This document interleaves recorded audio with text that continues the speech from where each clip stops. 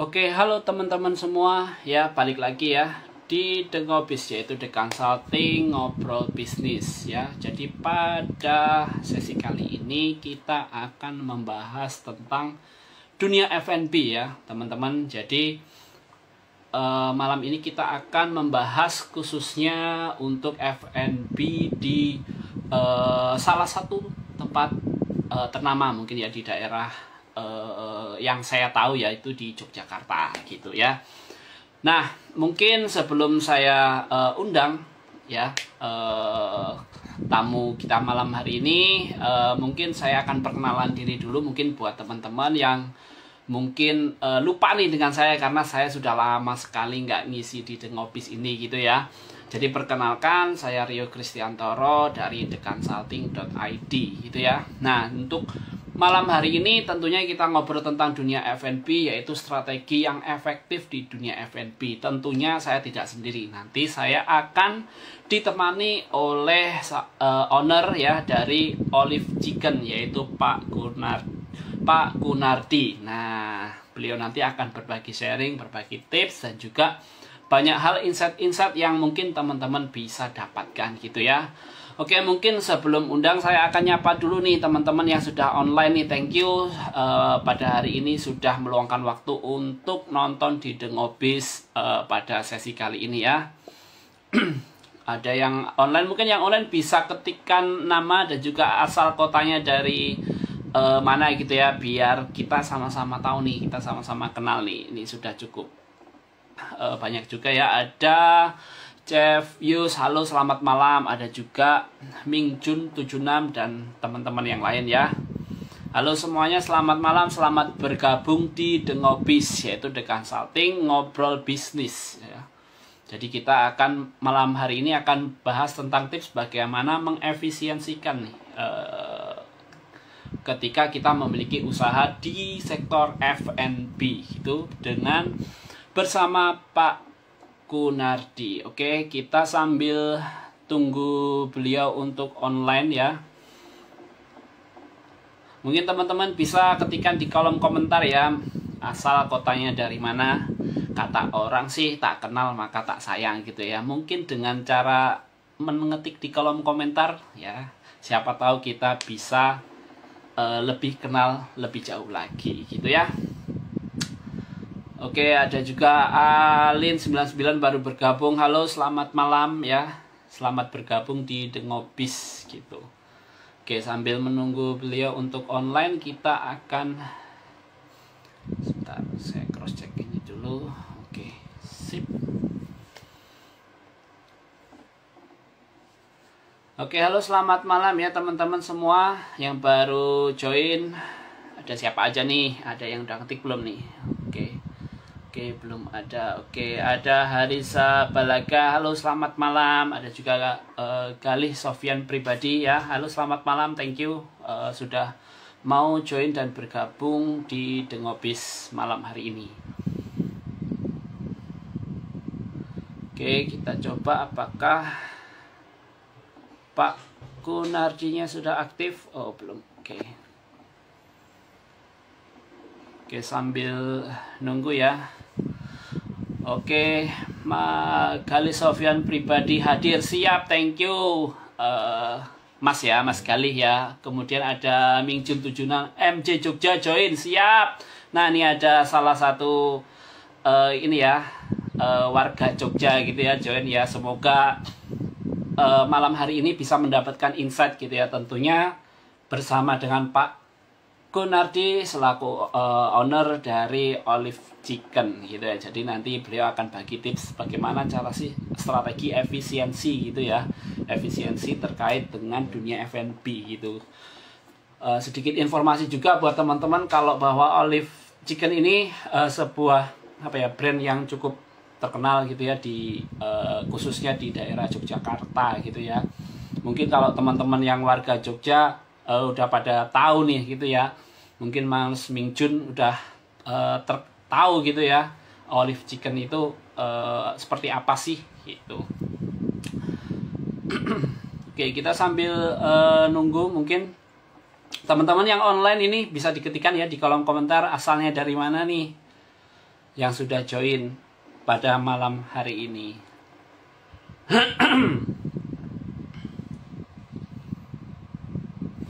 Oh ya, buat teman-teman mungkin sedikit ini ya, informasi juga di theconsulting.id ya. Mungkin bagi teman-teman yang belum tahu siapa sih theconsulting.id gitu ya. Kita adalah perusahaan yang bergerak di bidang jasa keuangan gitu ya. Mengenai dari SOP, sistem implementasi, dan juga perpajakan gitu. Jadi kalau teman-teman kepo dan pengen tahu nih servisnya kita, terus pengen tanya-tanya, silahkan boleh di DM di akun ini gitu ya. Nanti ada tim kita yang akan respon gitu ya. Oke, saya sambil cross check apakah sudah bergabung. Oke, masih belum online, jadi teman-teman boleh ya sambil kolom komen kalau mungkin mau tanya-tanya, nanti jangan lupa juga ketikan di kolom komentar ya. Nanti kita akan coba jawab satu persatu pertanyaan dari teman-teman gitu ya. Oke, hari ini kita akan ngobrolin ini ya teman-teman ya, terkait dengan tips atau strategi gitu ya, efisiensi di bidang F&B gitu ya, bersama dengan Pak Kunardi. Oke, kita akan coba undang beliau. Oke, beliau sudah online. Kita ya siap. Halo Pak Kunardi. Halo, jelas suara saya? Oke, tes. Ya, siap Pak. Cukup jelas, cukup clear Pak.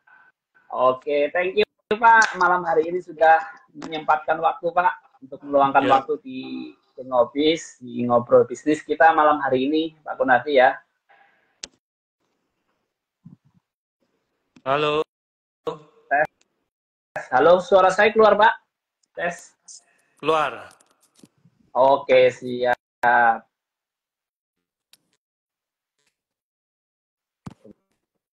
Oke. Iya. Oke, ya. Oke. Mungkin kamera bisa di ini kan Pak, di posisi. Oke, sebentar. Sepertinya ada sedikit ini ya teman-teman ya. Sebentar, kita coba undang lagi beliau.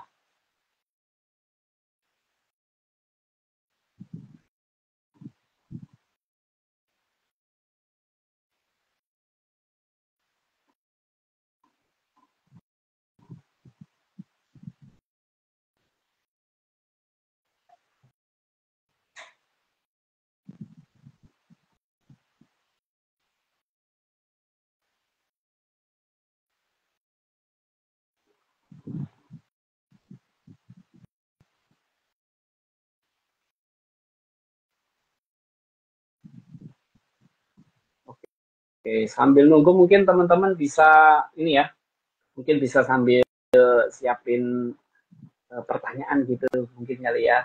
Mungkin nanti ada yang mau ditanyakan dengan Pak Kunardinya, silakan ya. Jadi tulis di kolom komentar gitu ya, nanti untuk ditanyakan. Nanti kita akan coba jawab satu persatu gitu ya, pertanyaan dari teman-teman semua.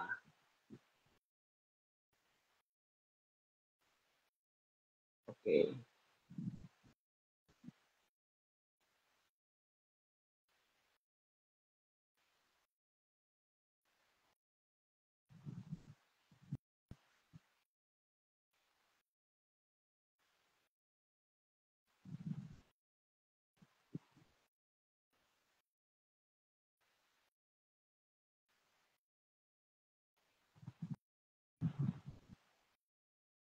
Oke, kita tunggu sebentar.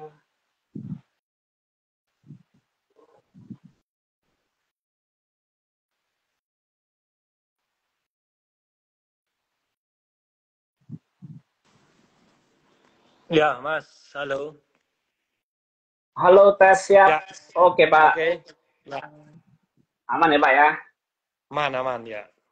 Oke, siap. Sebelumnya thank you Pak Kunardi untuk menyediakan waktu yang malam hari ini di ngobrol di The Ngobis malam hari ini. Oke, sama-sama. Oke, mungkin sebelumnya Pak Kunardi gimana kabarnya Pak hari ini? Sangat baik, luar biasa. Terima kasih. Luar biasa ya. Oke. Ya, Oke, siap. Malam hari ini kita akan sharing-sharing ya, Pak Kunardi ya. ya. Saya panggilnya apa nih? Pak Kunardi atau Pak Kun atau Kun, Pak Pak Ardi Kun nih? aja. Kun Oh, aja. Pak Kun. Oke. Oke, siap. Oke, Pak Kun, malam hari ini kita akan ngobrolin tentang strategi efisiensi di bidang usaha F&B ya, Pak ya. Ya, Oke, siap. Jadi buat teman-teman yang pengen tanya-tanya, nanti boleh di kolom komentar ya, dituliskan nanti kita akan coba jawab satu persatu. Kurang lebih begitu ya, Pak Kun ya. boleh. Oke, buat teman-teman sedikit informasi lagi gitu ya, Pak Kun ini adalah owner dari Olive Chicken gitu ya, bergerak di bidang F&B yang di kota Jogja, di daerah Yogyakarta, benar ya Pak Kun ya? Betul. Kalau Oke, pertamanya di Jogja, ya. oke, oke. Nah, mungkin sebelum saya bertanya lebih jauh nih Pak, kenapa Pak Kun kok apa ya? Mungkin bisa diceritakan awal mulanya berdirinya Olive Chicken ini seperti apa Pak? Historinya. Oh ya, terima kasih. Oliver Chicken itu berdiri di tahun 2011, di mana saat itu memang saya sendiri merasa untuk dulunya terbantu dengan hidup biaya murah di Jogja.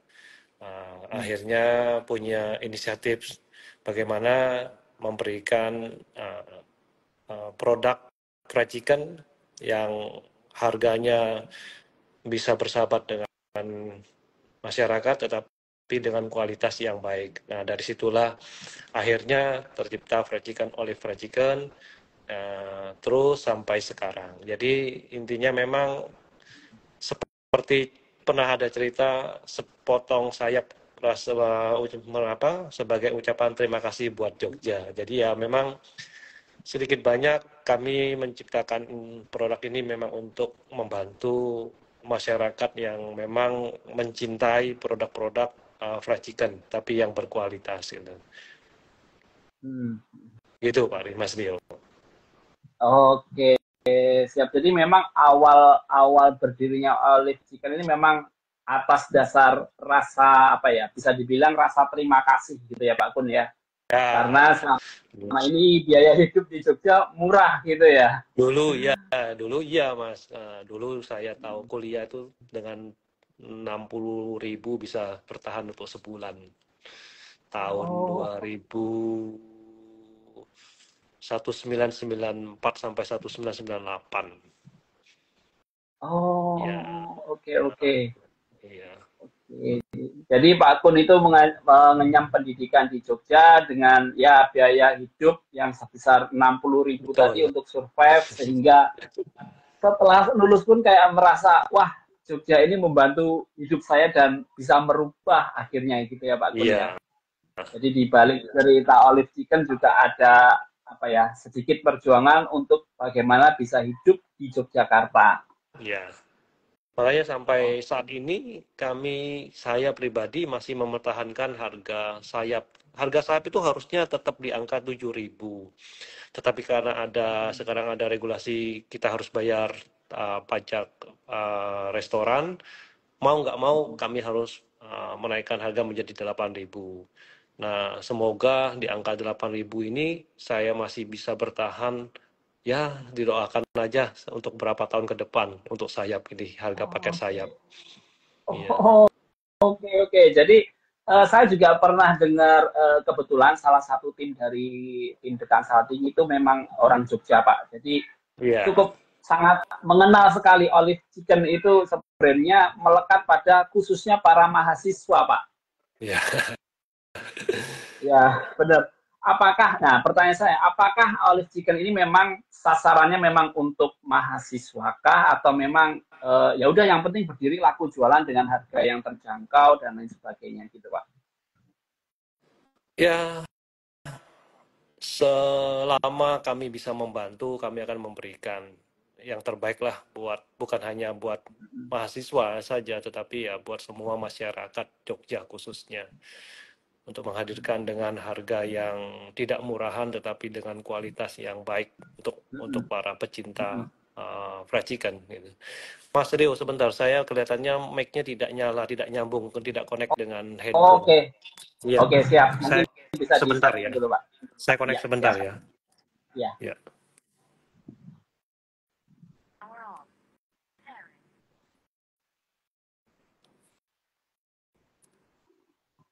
Halo, Mas Rio.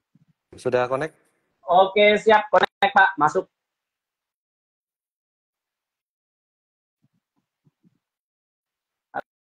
Halo ya, Pak Kun. Tes.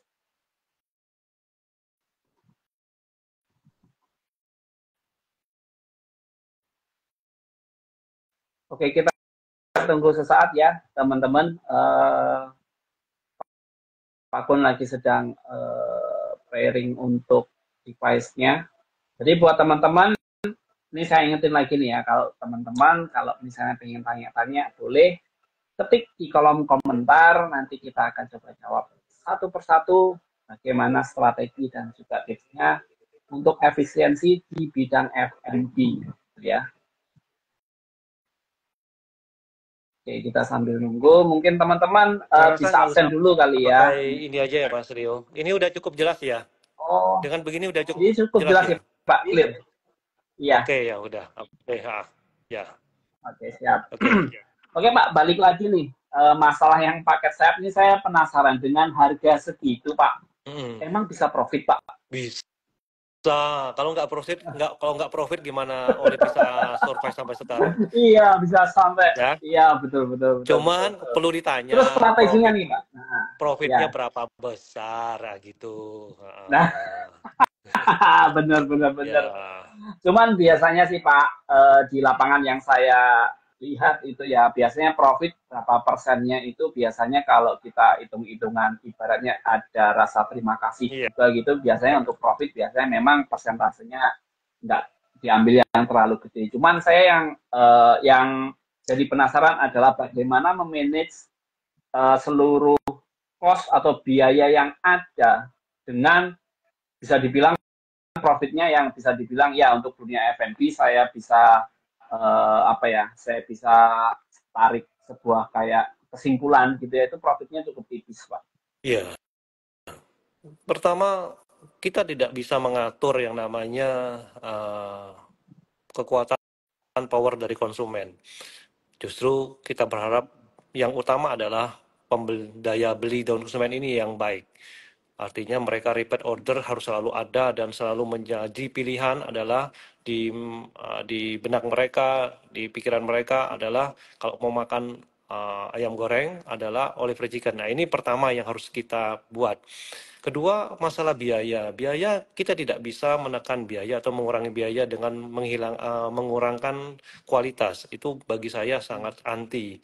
Artinya mengecilkan produk, mengurangi kualitas produk. Saya tidak mau. Saya lebih baik mempertahankan produk, kualitas produk, ukuran, size, segala macam, tapi dengan cara mencari jalan efisiensi biaya-biaya yang bisa kita kurangi.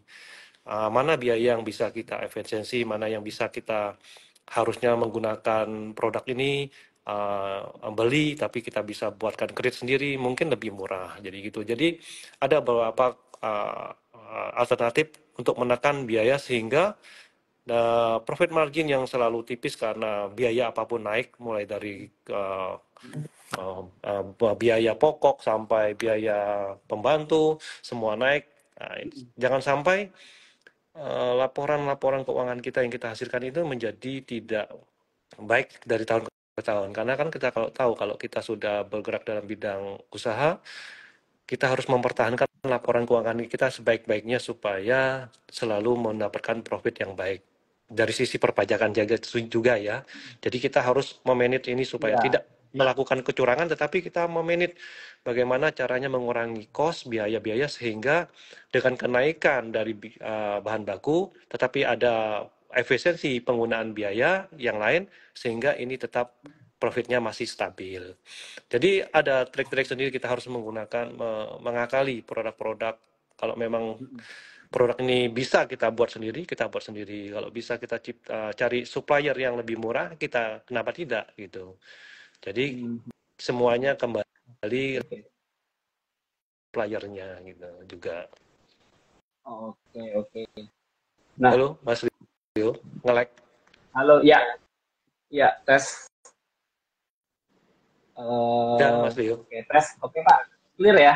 Oke. Ya, Nah, dengan efisiensi tadi Pak yang dari Pak Kun sampaikan itu apakah enggak malah jadi makin ribet Pak? Karena apa-apa misalnya dibikin sendiri, apa-apa apa namanya di minimize dan segala macam, apakah ya, itu enggak malah menimbulkan kos tambahan malahan?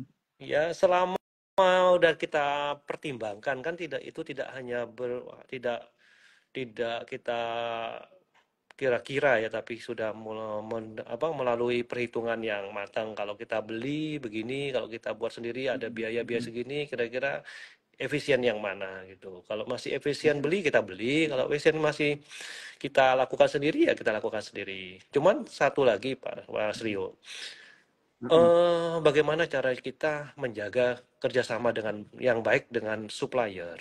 Itu yang penting. Karena supplier ini adalah kunci keberhasilan usaha kita juga.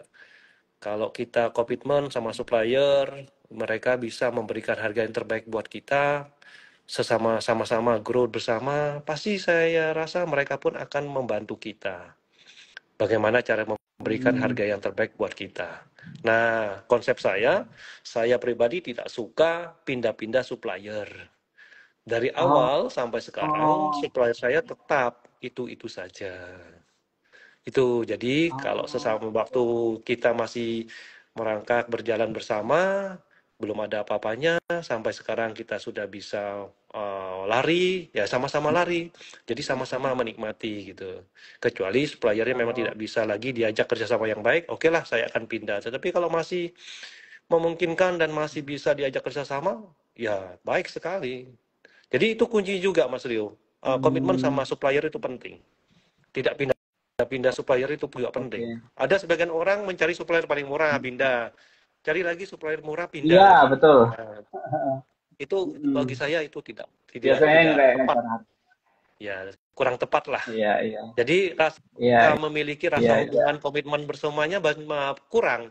Jadi hanya asas Iya, kebutuhan. betul. Asas kebutuhan saja, tapi bukan asas kerjasama, asas saling membantu dari bertumbuh kembang bersama-sama, itu yang harus dibangun bersama supplier sebenarnya. Itu penting. Oke, oke. Kuncinya salah Ya. satunya ya di trust juga ya, Pak ya. Komitmen, Iya, trust. komitmen. Jadi kalau harga pas naik, mereka bisa mempertahankan harga kita, masih tetap dia memberi harga kita yang low karena dia tahu harga kita jual masih murah. Iya. Mereka mempertahankan harga kita. Itu yang penting, sangat penting menjaga kerjasama yang baik dengan supplier. Gitu. Itu, Pak. Itu salah satu apa ya, kunci juga relasi juga itu juga sangat, apalagi kalau di dunia F&B itu kalau yang saya tahu Pak ya, itu perputaran stoknya itu sangat cepat. Jadi kayak habis Betul. isi berapa hari lagi harus segera Isi. diisi lagi. Iya. Sehingga kalau kita nggak komitmen supplier, ketersediaan stok barang kita itu juga repot, apalagi kalau Terganggu. namanya, iya, namanya di fried chicken itu kan pasti ada expired yang harga ayamnya sendiri, dan expirednya kan cukup singkat gitu loh. Kalau kita Betul. stok terlalu banyak juga beresiko rusak, itu juga sangat penting ya memanage itu semua gitu ya Pak ya. Nah, ada Sangat penting. strategi Bagi nggak saya, Pak untuk barang ini Pak? apa? Untuk barang ini ada strategi khusus nggak Pak yang dilakukan supaya stok kita itu aman terjaga, nggak cepat rusak? Kalau dari fried chicken saya memang tidak nyetok ya, jadi day by day, hari per hari ya. Jadi memang Oh, oke. kami pesan hari ini untuk hari ini, besok pesan lagi untuk besok, terus begitu saja. Jadi kami tidak ada cold storage, tidak ada Oh, oke. penyimpanan. Jadi setelah dari RPA Oh, datang, kita sebarkan ke counter-counter, ya sudah, fresh. Ayam kami fresh, oh, tidak kami benar-benar simpan. fresh. Iya, Oh, tidak ada oke, simpan. oke. Jadi itu Iya. salah satu menjaga kualitas dari produk juga ya Pak ya. Jadi secara Bukan tidak kami yang langsung. menjaga produk, tapi supplier lah yang menjaga produk untuk kami. Itu yang penting. Oh, oh Bagaimana iya, ya, mereka benar. Oh iya, mereka benar-benar. memberikan itu. Ya, Iya, itu yang berapa kos yang penting. bisa dihemat loh kalau kita nggak pakai gudang, nggak pakai cold storage, ya kan? Betul, sangat hemat, sangat Iya. hemat. Iya, itu salah satu strategi Jadi, kita. oke, oke. oke. Jadi ya kembali lagi akar dari sebuah komitmen dan saling percaya itu tadi akhirnya efisiensi itu akhirnya bisa kita kontrol juga akhirnya. Oh kita nggak perlu Betul. gudang nih karena begitu barang datang langsung sebarin ke Ya, seluruh store. Habis besok datang lagi datang isi lagi. lagi. Wah luar ya Yang luar biasa. Jarang sih yang Pak supplier yang bisa ti- kayak gitu. tidak kita sadari kalau alur ini ternyata membantu kita untuk efisiensi, sangat membantu sekali Iya gitu. Iya, betul betul gitu. betul itu wah itu salah satu strategi yang bagus Iya, dan menurut jujur Pak, menurut saya pribadi itu sulit dilakukan di dunia F&B karena F&B kita tahu kan pasarnya itu kadang ada musim rame, ada musim sepi gitu. ya, Jadi kalau sepi kan mau nggak mau kita harus nyetok barang akhirnya. iya. Yang penting makanya F&B memang terkenal dengan musiman gitu, tetapi bagaimana kita bisa memanage musim itu tidak ada musim. Artinya produk kita ini adalah menjadi suatu kebutuhan dan uh, suatu hal yang memang harus apa konsumen tidak mau berpaling lagi ke produk lain. Artinya mencintai benar-benar produk kita. Nah ini yang penting. Hmm. Membuat tidak ada musiman. Jadi benar-benar tidak ada musiman. Setiap hari uh, orang harus makanya saya harus makan fried chicken, olive fried chicken. Bagaimana?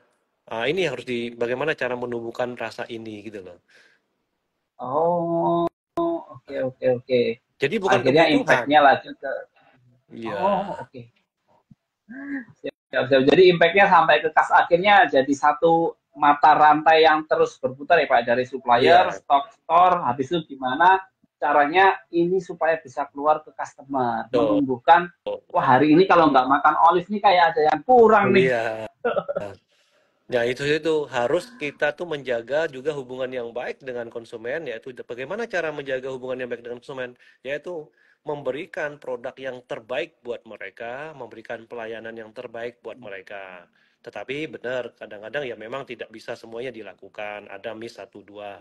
Tetapi kami berkomitmen adalah memberikan produk yang terbaik buat konsumen, pelayanan yang terbaik buat konsumen. Karena apa yang didapatkan konsumen harus yang terbaik gitu. Oke, oke itu yang menjadikan sekarang olive fried chicken sampai hari ini gitu Iya, ya Pak Kun ya. betul. Oke, oke. Nah, ini Pak, yang pengen saya tahu juga ini kan Olive Fried Chicken dulu awalnya kan dibangun sendiri oleh Pak Kun. Nah, sampai sekarang sebesar ini, itu apakah ada kerjasama dengan pihak apa ya, pemilik, mungkin pemilik bangunan ataupun pemilik lokasi atau memang itu benar-benar cabang yang semuanya dikelola sendiri Pak? Hmm, dari awal memang saya punya mitra ya, artinya mitra tertutup ya, kayak seperti keluarga yang saya berikan kesempatan untuk membuka satu atau dua cabang. Itu waktu saat saya masih merintis. Tetapi saat ini kesempatan itu memang tidak ada lagi karena waktu itu memang saya butuh untuk pengembangan yang lebih cepat. Jadi sekarang ini memang saya semua kontrak. Kita kontrak, kita sewa, kita bangun, kita renovasi, kita bangun sendiri dengan di bawah manajemennya kepuasan abadi konsumen. Jadi semua satu kesatuan, tidak ada yang namanya franchise, tidak ada yang namanya kerjasama, nggak ada, semua di bawah pengendalian manajemen, di bawah saya semua gitu.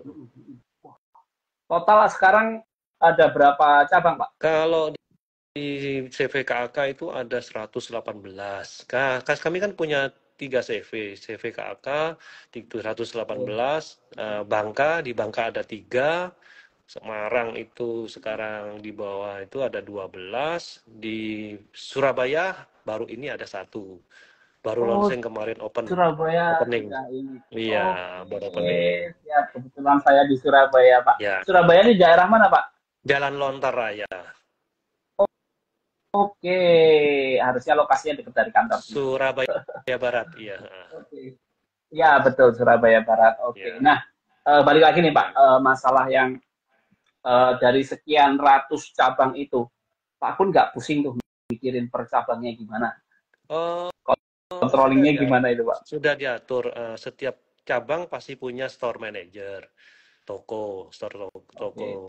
Setiap ada 10 atau 12 store itu di bawah advisor manager. Nah, advisor manager ini nanti kalau laporan masalah sumber daya manusia akan langsung menuju ke HRD. Kalau berkaitan dengan operasional langsung ke saya. Jadi memang kita bagi tugas pengawasannya. Tapi kalau masalah dengan komplain konsumen akan juga ditangani oleh customer care. Jadi kita punya 3 yang menangani di counter gitu jadinya. Oh, oke. Jadi ya memang secara apa ya struktur itu semuanya sudah dibagi-bagi sesuai dengan porsi Betul. masing-masing gitu ya Pak Gun ya. Sudah dibuat. Jadi Kalau saya sendiri nggak mungkin bisa, Mas Rio. Kita usaha nggak iya. mungkin bisa. Nah, kita sukses dan maju bersama itu adalah tim, bukan saya, tapi Iya, tim. betul. Ya. Saya sempat dapat pepatah kalau pengen jalannya jauh berangkatnya itu barengan. Tapi kalau pengen jalannya cepat ya berangkat aja sendiri. Iya, Nah, betul. ya, Iya. ya kurang lebih implikasinya seperti itulah. Jadi kalau misalnya kita pengen usaha kita yang jangka panjang, tentunya kita nggak mungkin bisa bekerja sendiri. Pasti kita butuh Betul. tim. Tim, ya. Keberhasilan itu adalah tim juga. Iya. Betul. Nah, terkait dengan tim ini Pak, ada nggak Pak tips untuk pemilihan tim ini supaya ini orang ini cocok di posisi ini. Ya. Oh, orang ini cocok di posisi ini. Pemilihannya. Ada penilaian, terutama penilaian dari SDM sendiri ya, dari personalia kalau kita HRD. Tapi ada juga penilaian secara pribadi, misal saya udah misalnya karyawan ini, anak ini sudah ikut saya misalnya 10 sampai 9 sampai 10 tahun. Kalau dedikasi loyalitasnya tinggi, ya mungkin kita tawarkan ke jenjang yang lebih baik gitu. Jadi kita selalu naikkan jenjang dari karyawan yang ada, tidak pernah mengambil karyawan dari luar. Iya. Oh, oke. Iya. Jadi memang benar-benar yang ibarat kata sudah mendarah daging di Olive Chicken ini ya Pak ya? Ya, ada yang udah 12 tahun, jadi kita angkat jadi advisor, jadi gitu. Jadi kalau dulunya udah advisor, sekarang udah sudah agak lambat, misalnya kita naikkan jadi ke kantor, terus begitu ke office, gitu, terus begitu. Oh, Ya. Oke. Jadi apa ya, bisa dikatakan tuh jenjang karir pun juga harus jadi pertimbangan juga ya Pak Kun ya. Betul. Selama mereka masih komitmen untuk bekerja dengan baik, apa salahnya kita masih meng-hire mereka, gitu. Oke. Karena biasanya kalau kita ambil dari luar pun kita juga mikirin cost salary yang kita tawarkan berapa menarik ya bagi mereka. Kalau dari secara internal mungkin karena ada kedekatan emosional juga. Ya. Nah akhirnya di situ juga apa ya istilahnya menimbulkan kayak rasa aku juga menghargaimu di tempat ini dan ayo kita naik bareng-bareng kayak gitu kurang lebih ya Pak Kun ya. Ya, jadi mereka pun udah merasa ini ya usaha bersama, jadi tahu bagaimana rasanya dulu bekerja dari awal. Nah, sekarang sudah sampai ke titik ini, jadi mereka pun paham. Supaya mereka pun bisa menjaga kepercayaan yang perusahaan berikan, bisa menjaga amanah, itu yang penting. Bagaimanapun harus itu tetap dijaga sama mereka. Oke, siap. Oke, Pak Kun, ini kayaknya teman-teman udah mulai banyak yang tanya nih. Gimana kita coba jawab satu persatu dulu kali ya, dari pertanyaan teman-teman ya. Oke, coba saya scroll ke atas dulu ya. Nanti buat teman-teman kalau misalnya ada yang belum kebaca, sorry nih sebelumnya nih. Karena mengingat juga pertanyaannya cukup banyak. Saya tadi lihat ada di yang pertama ada di akun Vio Arumita, Olive Chicken buka di luar Jogja dong Pak, kepengen coba. Boleh kan Olive Chicken sekarang sudah ada di beberapa kota ya Pak Kun ya? Ada di Semarang, ada di Bangka, terbaru ada di Surabaya juga. Kalau olive-nya memang khusus buat Jogja. Oke, kalau di luar Jogja? Karen Chicken-nya. Oh, Karen Chicken. Oh, jadi brandnya sudah dipisah, Pak? Betul, karena ya itu kembali lagi karena ini apa, para pecinta olive ini sudah membuat brand olive menjadi salah satu ciri khas oleh-oleh Jogja. Ya, saya Oh, coba oke. mempertahankan image itu supaya olive tetap di Jogja, sehingga waktu kami memikirkan untuk ekspansi keluar, saya buatlah yang namanya Karen Chicken dengan tagline-nya Fried Chicken dari Jogja untuk Indonesia. Makanya ya Oh, kalau yang di luar Jogja, brand Karen Chicken ini yang maju. Jadi oh. buat para yang belum tahu, Karen Chicken sama Olive itu sama, sama, cuman berbeda visi misinya gitu. Oh, oke oke. Kalau yang olive visi misinya ya memang khas Jogja dan berada di Betul. Jogja berarti ya Pak Iya, Kun ya. Kalau ya, keluar itu Karen mau daerah Chicken. manapun Karen Chicken ya Pak ya. Mau daerah apapun Betul. nggak beda kota beda merek kan? Enggak, Karen Chicken. Oke Ya, oke oke. sudah. Oke. Nah itu ya buat Vio Arumita. Nah olive chicken sekarang di luar kota dengan nama Karen Chicken dan itu brandnya sama. Kualitasnya juga dipastikan sama ya Pak Kun Sama, ya. sama, Ah ya. sama persis. Tidak berkurang. Oke, siap. Ya. Oke. Kemudian ada lagi pertanyaan dari FNRT Touring Apparel Custom. Nah, Pak Kun, untuk olive memang khusus Jogja dan sekitarnya karena untuk ekspand luar kota Jogja ya. Kenapa tidak buka di dalam stasiun di Jogja? Karena yakin pasti menjadi pilihan customer untuk bekal. Kalau ada para yang bergabung di sini bisa membantu saya masuk ke stasiun, saya mau karena saya sudah cari channelnya belum ketemu dan saya memang berharap Oke. bisa bisa meramaikan nuansa food and beverage di stasiun. Karena bagaimanapun supaya memudahkan para pelancong-pelancong yang baik yang mau pergi atau mau datang ke Jogja, jika mau bawa bekal Oliver Chicken langsung bisa beli di stasiun. Tapi sampai saat ini saya belum dapat kesempatan untuk bisa connect ataupun bisa ada tawaran di sana. Oke, oke, oke, oke. Jadi biar tambah melekat lagi nih oleh-olehnya apa nih olive Betul. chicken. Jadi kalau Iya. misalnya wisatawan nih dari Surabaya, bawain dong olive chicken pengen ngerasain nih. Nah, Ya. jadinya nggak perlu jauh-jauh, langsung aja di stasiun, beli langsung bawa. Wah, cukup Betul. menarik sih, Ya. cukup menarik ya. Mungkin teman-teman nih, nah kalau yang lagi berada di Jogja mungkin yang bisa membantu ya Pak Kun boleh Betul. nih nanti di info. Mungkin bisa di DM juga ya ke akunnya Bisa, di bisa DM ke Instagramnya saya. Pak Kun ya. Nah, dengan senang hati. Kalau memang bisa membantu, saya sangat dengan hati menerimanya. Gitu.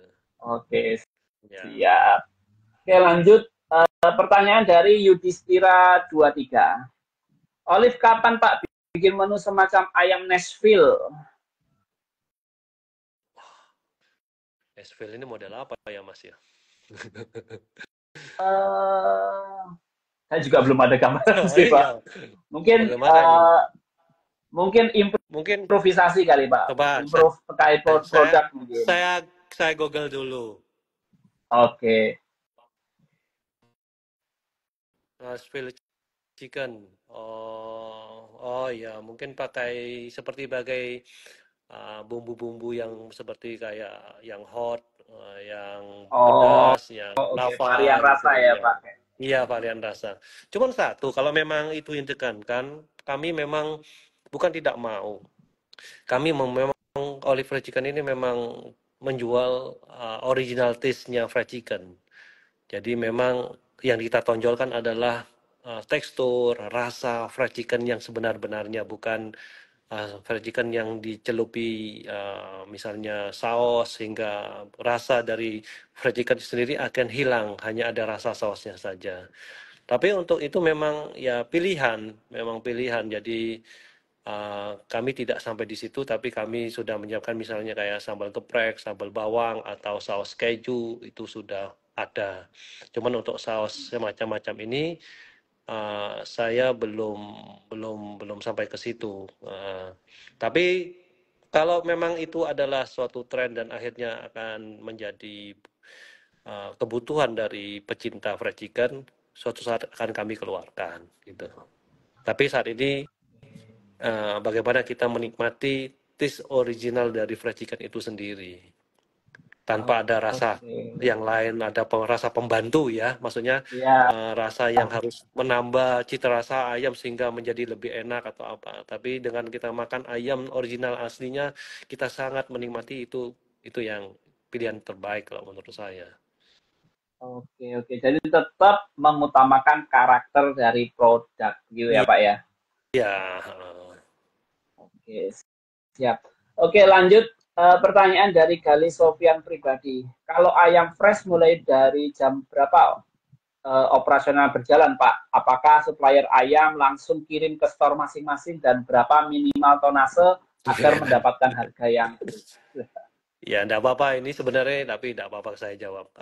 Ada pilihan ya, ada fried chicken yang memang dikirim ayamnya dari supplier per counter, tapi kami tidak memilih itu karena pasti penanganan bumbunya berbeda. Jadi kami membuat bumbu kami sendiri.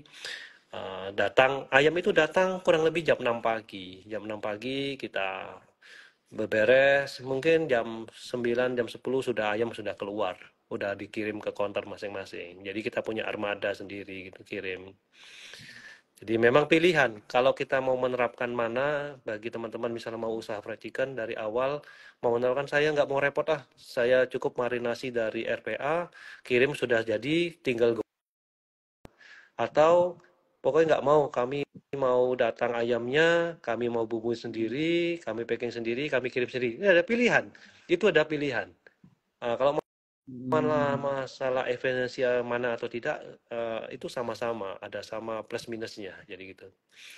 Kalau masalah tonase mungkin ya ifrit ya mungkin antara 7 sampai 8 ya, supaya ya memang 7 sampai 8 ton supaya memang harga tetap berubah, harga bisa berubah, tapi berubahnya itu tidak banyak karena kita ngambil jumlah besar gitu. Jadi mungkin hanya 500 bisa bertahan sampai 2 minggu, habis itu bisa turun lagi atau naik lagi. Jadi harga selalu fluktuatif tergantung dari persediaan ayam yang ada di pasaran gitu. Ya. Semoga bisa menjawab ya dari Mas Gali. Ya. Oke, kemudian lanjut dari Abimanyu_BW. Untuk strategi marketingnya seperti apa, Pak? Tidak ada strategi marketing. Marketing adalah konsumen itu sendiri. Bagaimana kalau konsumen itu puas, dia akan memberikan getuk tular kepada yang lain, teman-teman yang lain, ke konsumen yang lain. Jadi marketingnya adalah kita harus memberikan rasa yang terbaik, pelayanan terbaik, produk yang terbaik buat konsumen. Karena sini kita tidak pakai sales, tidak pakai marketingnya berlebihan. Iya, betul. Iya. Oke. Kemudian ada Gustav, di perusahaan saya ada problem di mana karyawan baru yang lebih bagus, jadi saya angkat di posisi manajer. Lalu karyawan lama iri hati. Terima kasih sebelumnya, Pak. Oh, ini mungkin masukan tadi ya. Kalau mengangkat dari internal ternyata ya gimana ya, ibarat kita kerja gitu ya, udah lama tapi kok orang lain baru datang langsung di posisi atas, akhirnya ya jujur sebagai manusia biasa pun juga pasti ada rasa dongkolnya gitu ya kan Pak ya. Iya. Ya ini memang problem dilema bagi HRD. Satu sisi kita mencari orang yang kompeten tetapi yang lama tidak ada, malah muncul di karyawan yang baru. Nah, kalau memang mau pilihannya harus mengangkat karyawan yang baru, penempatannya tidak di toko itu, tapi di toko yang baru nantinya. Kalau bagi kami ya, supaya mencegah iri hati dari karyawan yang lama, kami sudah punya kandidat yang baik, tapi karyawan baru. Nah, jika kami membuka toko baru, karyawan ini yang kita promosikan menjadi manajer misalnya gitu. Sehingga dia membawahi karyawan baru semua, tidak ada karyawan lama. Tapi kalau memang pilihannya tidak ada toko yang lain harus di situ, ya memang bagaimana caranya memberi pandangan ke karyawan yang lama. Kalau memang dia tidak bagus, tidak kompeten untuk dijadikan manajer dan yang layak itu karyawan yang baru, ya kita kasih pengarahan saja. Kalau sampai tidak mau ya Monggo kebijakannya HRD bagaimana menanggapi itu, HRD masing-masing perusahaan, gitu. Ya.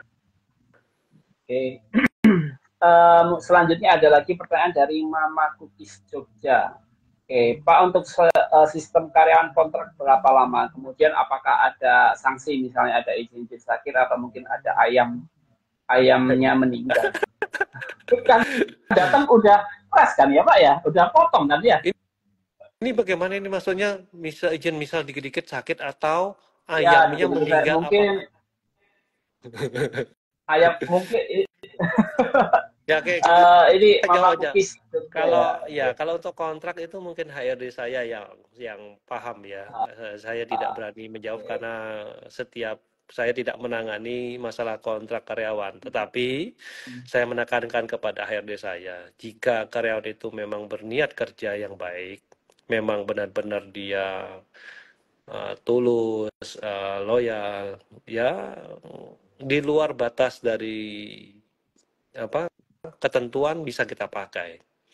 Dulu pernah ada yang sampai 9 tahun, sampai 8 tahun, akhirnya ya bisa jadi karena karyawan itu semakin lama mungkin merasa senior, akhirnya bekerja seenaknya, ada juga begitu. Tapi ada juga yang bekerja setelah latihan lama, dia tidak puas sebagai karyawan, dengan kru, dia minta promosi jabatan. Boleh, sangat boleh. Bagi kami sangat boleh. Kalau dia minta, oke Pak, saya udah 7 tahun, 8 tahun jadi kru nih, saya takut tidak dikerjakan lagi, bagaimana saya bergabung ke tim opening misalnya. Tim opening akan bekerja selamanya, bisa. Kita tes, kalau dia oke, layak, kita masukkan ke tim opening. Jadi ada jalurnya, ada jalan solusinya buat karyawan yang memang benar-benar mau bekerja yang baik dalam jangka waktu lama, kita arahkan. Ada bagiannya masing-masing. Gitu. Oke, semoga menjawab ya. Kemudian ada lagi dari Stikan. Pak Kun mau tanya, apakah menu ayam ori di outlet Karen Chicken akan ada di menu Olive? Karen steak apa tadi? Dari akun Stikan. Iya. Oh, ayam ori. Oh, Stikcan. Ya, ini teman saya nih dulu kerja sekarang masih pegang di Gojek ini, Stikcan. Mas Aan. Iya. Orang penting di Gojek ini. Ya, semoga Mas Aan nanti ke depannya kalau Olive sudah sudah siap untuk menerima tambahan menu, akan kami tambahkan ke menu ori ini ke Olive. Tapi kami tidak mau menambahkan menu jika karyawannya belum siap. Kami nggak mau. Kami takut itu akan merusak main produk kami seperti fried chicken-nya. Takutnya dengan produk baru yang kami berikan sehingga fried chicken-nya yang utama ini terganggu sehingga menyebabkan suatu masalah. Jadi kami tidak mau sembarangan menambah produk jika itu menjadi masalah ke main produk, kami tidak mau. Ya. Tapi tunggu saja, semoga segera Mas Aan. Oke Mas Aan ya, dari Stikan tadi ya, ditunggu aja menunya. Nanti kalau memang dirasa sudah siap oleh Pak Kun, nanti pasti akan muncul di menu gitu ya. Oke, lanjut lagi, ada pertanyaan lagi nih Pak. Wah, ramai kali ini teman-teman ya pada antusias sekali nih. Oke, Gilang Dimas, Pak, buka Karen Chicken di Sragen Jawa Tengah dong Pak. Wah, gimana nih Pak dengan di Sragen? Siap opening nggak Pak? Iya. Semoga ya, karena kita Kertasura, Solo sudah ada, dan saya kemarin sudah dapat info di Sragen. Ya, semoga saja. Mudah-mudahan ekspansi ke berikutnya bisa di Sragen, gitu. Oke. Semoga Mas Gilang ditunggu ya Mas Gilang ya. Terima kasih atas penantiannya. Iya. Nanti kalau opening jangan sampai nggak datang ya di Sragen. Udah minta dibukain, pas dibukain nggak datang, awas ya. Oke, kemudian terakhir sukses selalu buat Karen dan Olive Fried Chicken. Oke, siap. Terima kasih Bang Irfan. Ya. Ya, oke, siap. Oke, baik. Ini mungkin ada satu pertanyaan Mama Cookies ini tadi Pak, yang katanya alasan karyawan tidak masuk, ayamnya meninggal lah, semutnya peliharaannya meninggal lah, pokoknya izin nggak masuk akal gitu aja. Oke. Oh ya ya. Oke, Pak, ada satu perhitungan saja, kalau memang ada gaji yang variabelnya bisa berkurang jika dia tidak masuk. Jadi memang suatu fair bagi perusahaan dan karyawan jika dia overtime, dia lembur, dia berhak mendapatkan tambahan overtime itu, tapi dia tidak masuk, juga dia punya konsekuensi untuk ada pemotongan variabel, gaji variabel yang harus dipotong jika tidak masuk. Jadi fair juga untuk karyawan yang lain, sehingga tidak menimbulkan rasa iri, tidak irinya, kalau karyawan ini masuk sama tidak masuk kok sama, jadi tidak boleh. Jadi kalau tidak masuk ya memang ada variabel yang berkurang, gitu aja. Ya, dan harus dijelaskan dari tanda misalnya dari penerimaan karyawan baru itu harus dijelaskan, gitu. Iya. Oke, mungkin satu pertanyaan lagi nih dari Vio Arubita nih. Target dari tim marketingnya apa aja ya Pak? Karena kami tidak punya tim marketing, targetnya adalah target perusahaan. Ya. Target perusahaan adalah memberikan kepuasan yang sebaik-baiknya terhadap konsumen kami. Itu aja. Kami mencintai konsumen kami mencintai produk kami, sehingga terjadilah saling membutuhkan. Nah, untuk mempertahankan itu saja. Tidak usah pakai tim marketing, kami tidak pakai tim marketing, gitu. Ya. Berkat kepuasan pelanggan juga, jika Alexican bisa bertahan sampai hari ini, gitu ya. Konsumen itu nomor satu. Kalau tanpa konsumen kita tidak ada apa-apanya. Pedagang itu tidak ada apa-apanya kalau tidak ada konsumen. Tidak ada apa-apanya. Konsumen adalah nomor satu. Meskipun punya barang banyak, kalau nggak ada konsumen, percuma. Apa? Ada barang bagus tapi nggak ada yang mau beli, ya percuma. Ya. Betul. Oke, siap. Mungkin kalau ada pertanyaan kelewat, saya mohon maaf ya teman-teman, mungkin tidak bisa terbaca juga semuanya. Dan untuk sesi kali ini juga sudah 1 jam juga kita sudah ngobrol dengan Pak Kun, dan banyak juga insight-insight. Dan semoga teman-teman juga bisa dapat semuanya yang bisa di-sharingkan dari Pak Kun. Oke, mungkin sebelum saya akhiri, Pak Kun, mungkin ada pesan-pesan mungkin buat teman-teman yang sedang merintis karir atau mungkin yang sedang memulai usaha di bidang F&B. Silakan, Pak. Ya, kalau merintis karir, mungkin pesan saya ya tetap semangat saja, karena bagaimanapun karir harus dimulai dari nol. Karena seperti kita menaiki anak tangga 1, 2, 3, 4, 5, 6, 7 harus dinaiki semua. Tidak bisa tangga 1 langsung ke tangga 7, nggak mungkin. Jadi memang harus kita lalui tahap-tahap itu. Dan untuk para pebisnis baru, F&B yang baru merintis, ya pengalaman itu adalah nomor 1. Modal itu adalah, kata orang modal besar itu penting, tapi sebenarnya pengalaman, kemauan, pengetahuan, serta komitmen yang baik itu adalah yang utama. Dan niat baik dari usaha yang kita bangun itu harus benar-benar muncul. Kalau kita berusaha niatnya sudah tidak baik, mungkin dikasih jalan, tetapi mungkin tidak lama. Karena bagaimanapun usaha yang sukses adalah suatu amanah. Bagaimana menjalankan usaha ini untuk kebaikan bersama, itu kebaikan keluarga, kebaikan perusahaan, kebaikan karyawan, kebaikan masyarakat, kebaikan bagi sesama, itu penting. Jadi yang penting satu, kita walaupun kita adalah pengusaha, kita harus jujur terhadap diri sendiri, jujur ke orang lain, ke konsumen, dan ke mitra kerja seperti supplier. Karena kejujuran itu adalah hal yang utama. Itu penting sekali. Kalau tidak ada modal tapi ada kejujuran, kita dapat hutangan dari supplier, itu juga adalah modal kepercayaan, gitu. Ya. Siap. Oke, baik. Terima kasih banyak Pak Kun atas sharing malam hari ini ya Pak. Terima kasih Mas Yu juga. Semoga Pak Kun bisa sehat selalu, terus sukses terus untuk usahanya Pak. Amin, terima kasih Mas. Semoga di lain waktu kita bisa ngobrol lebih banyak lagi ya Pak. Ya Mas Yu. Terima kasih juga buat para para follower yang sudah bergabung malam ini. Bagi kita semua diberikan kesehatan, kesuksesan selalu pokoknya. Oke. Ya. Oke, terima kasih Pak Kun. Terima kasih juga buat teman-teman yang sudah online. Ya, sampai ketemu lagi di event ngopi selanjutnya. Selamat malam dan sampai jumpa lagi. Terima kasih Pak Kun. Terima kasih. Malam.